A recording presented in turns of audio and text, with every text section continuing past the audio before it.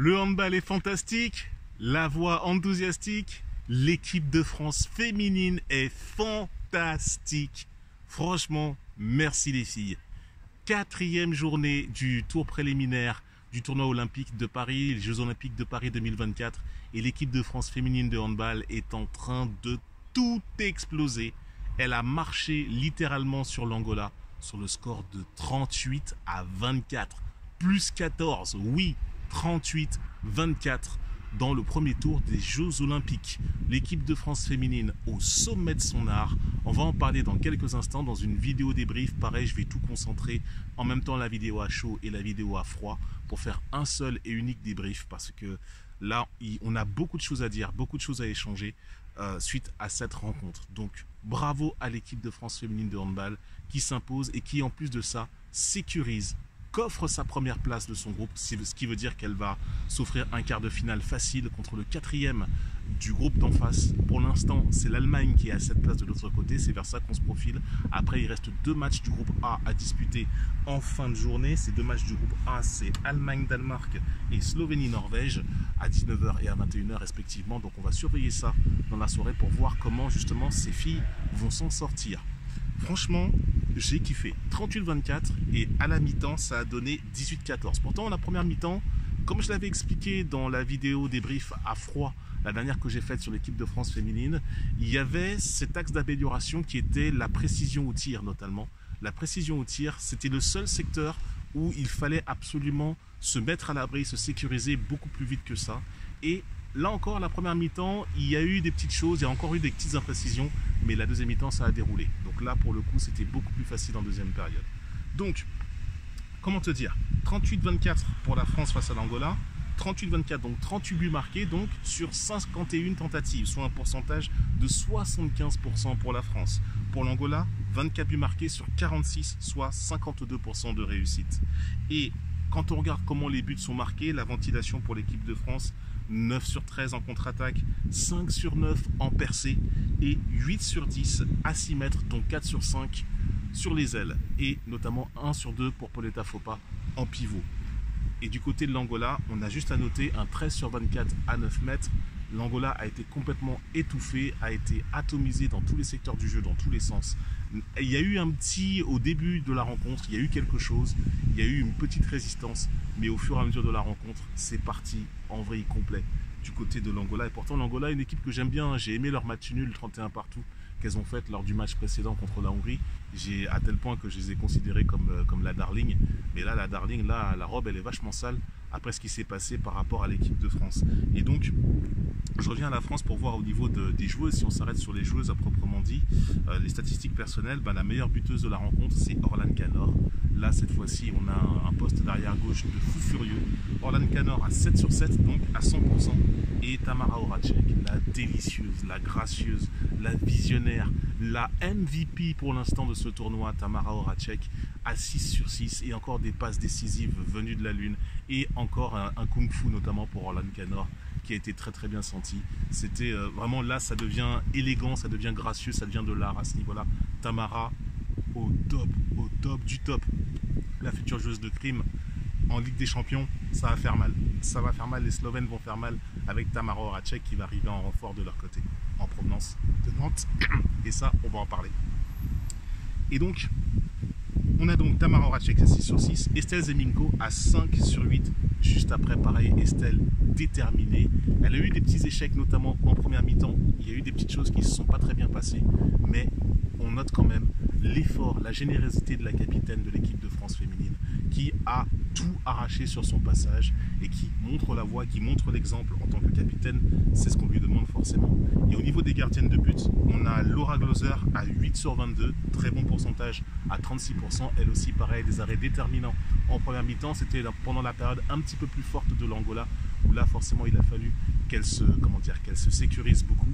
Mais lors de la deuxième mi-temps, forcément, c'est ce que j'expliquais notamment à des internautes qui ne comprenaient pas pourquoi Cléopâtre Darleux n'est pas rentrée plus tôt lors du 3e match, lors du match précédent. C'était tout simplement pour redonner la confiance à Laura Gloser. Et là, j'ai dit, en fonction de si ça se passe bien avec Laura lors du match de l'Angola, après il y aura un switch en deuxième période et on pourra voir Cléopâtre Darleux rentrer.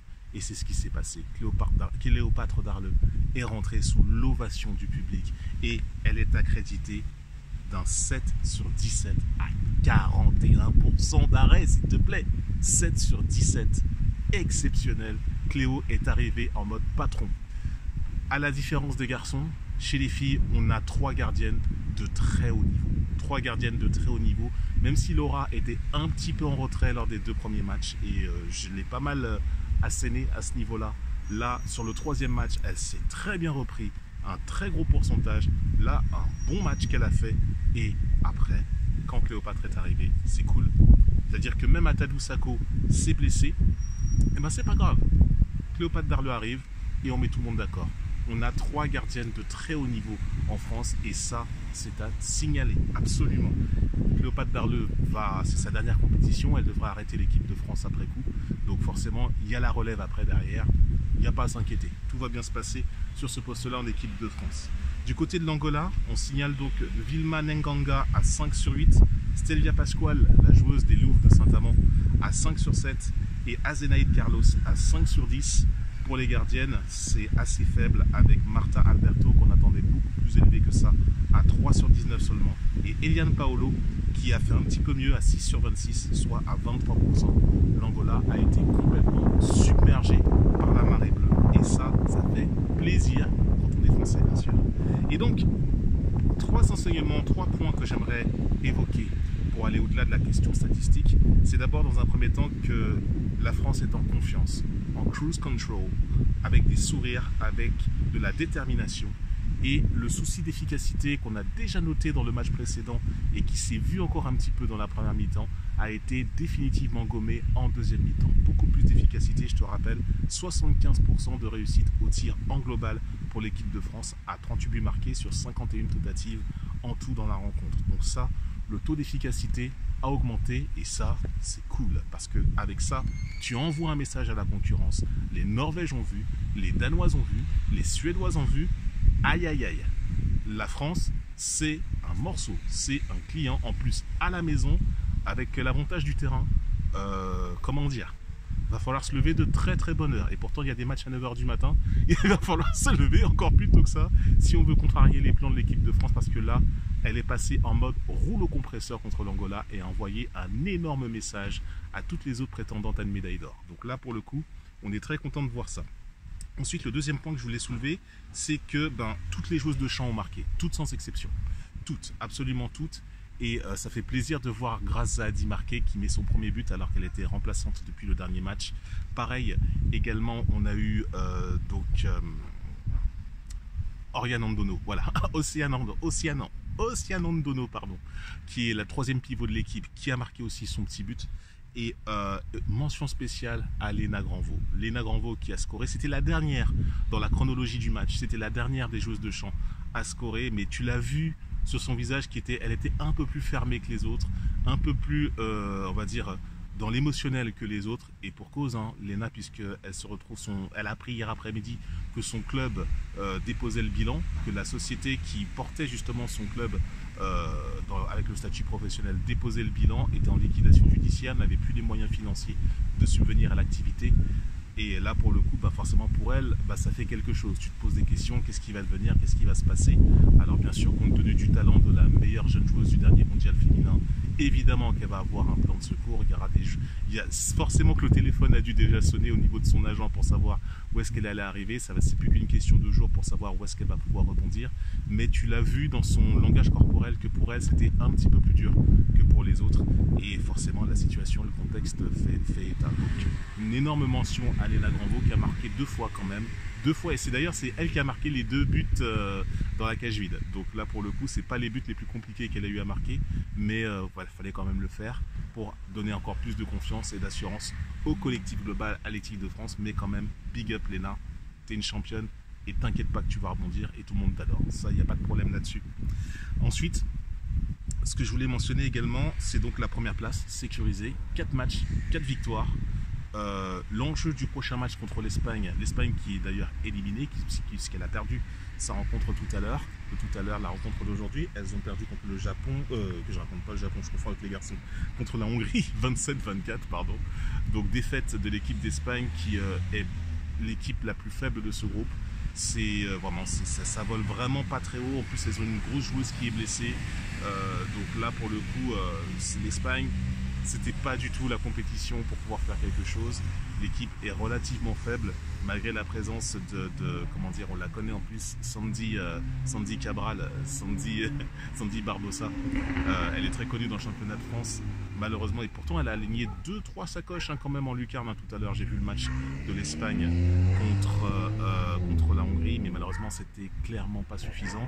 Donc ce sera le dernier match de l'équipe de France qui aura lieu ce samedi à 11 h du matin en session matinale France-Espagne. Donc ce sera le dernier match de groupe qui servira donc de support, de préparation pour le quart de finale. Et ça, le quart de finale, je te donne déjà d'emblée comment ça va se passer. Ça va se passer donc mardi prochain, ce sera le mardi 6, sachant que dimanche c'est le dernier tour, le dernier match des hommes. Le lundi, on transfère tout ce beau monde de Paris jusqu'à Lille. Ça va se passer à la salle Pierre-Mauroy devant 25 000 personnes. Ça va être un truc encore fabuleux. Et après le mardi, on passe au quart de finale. Alors, je ne sais pas les horaires encore précisément. Si, j'ai des horaires, mais je ne sais pas à quel moment la France va passer. Il y a un quart de finale mardi à 9h30, un autre à 13h30, un autre à 17h30 et le dernier à 21h30. Je pense qu'a priori, vu comment la programmation tourne bien autour de l'équipe de France, il se peut qu'on soit dans le main event le soir. Mais en tout cas, quoi qu'il en soit, il y aura tout le temps de récupérer les blessés, de faire le point avec Méline Locandi et avec Atadou Sako, savoir si ça va bien se passer. Et là, pour le coup, ça va être, ça devrait vraiment dérouler face à l'Espagne. Il va falloir faire tourner tout le monde, répéter les gammes et vraiment qu'il n'y ait pas de bobos supplémentaires dans le but de préparer donc, le quart de finale qui arrive très bientôt. Et là, la direction dans laquelle ça prend, il se peut que ce soit l'Allemagne. Est-ce que la prédiction, la prophétie va se respecter? On va voir ça dans quelques instants lorsque l'Allemagne va jouer son match tout à l'heure, son match qui sera contre le Danemark. C'est le match de 19 h en plus de ça, donc on va aller vérifier tout ça. Donc voilà en gros ce que je voulais te dire aujourd'hui. Ouais, également une mention donc spéciale à Cléopâtre Darleux, on en a parlé pendant longtemps. Cléopâtre Darleux donc qui revient et qui voilà, le public a adoré, c'est la chouchou du public et c'est extraordinaire, très forte, toujours très présente. Sa technique et son amplitude, pourtant elle n'est pas très grande, elle n'est pas très large, mais tellement vivace et tellement en lecture sur les tirs de ses adversaires qu'elle en devient écœurante. Et donc là pour le coup Cléopâtre, chapeau. Voilà pour cette vidéo débrief de l'équipe de France, c'est en gros ce que j'avais à te dire. Bravo l'équipe de France féminine, on se régale à vous voir jouer. Pour inspiration à l'équipe masculine, parce que là encore il y a beaucoup à dire. Et petite note sur cette vidéo, l'équipe de France masculine, la nouvelle est tombée en fin d'après-midi tout à l'heure. C'est confirmé, Dylan Naï et Yanis Len sont blessés, surtout Yanis Len qui s'est fait une entorse et visiblement semble être out pour le reste de la compétition. Dylan Naï est juste out pour le match de l'Argentine à venir. Forcément donc les deux sont out et donc deux remplaçants vont rentrer. Aymeric Min qui a été tant demandé et tant réclamé, il aura fallu une blessure pour qu'il rentre, et Nicolas Tourna en poste de pivot, attaquant pivot. Et donc forcément ça amènera encore plus de choix, et surtout le fait qu'Aymeric Min arrive, et ben, on a enfin un demi-centre. Et ben, les filles elles en ont 3, nous on en a un, et donc, enfin nous, je parle nous en tant qu'hommes, on en a un, et on devrait voir la différence arriver, mais ça fera l'objet d'une autre vidéo. Passe une belle soirée, un super tournoi, encore bravo les filles, et on se repart bientôt pour une prochaine vidéo.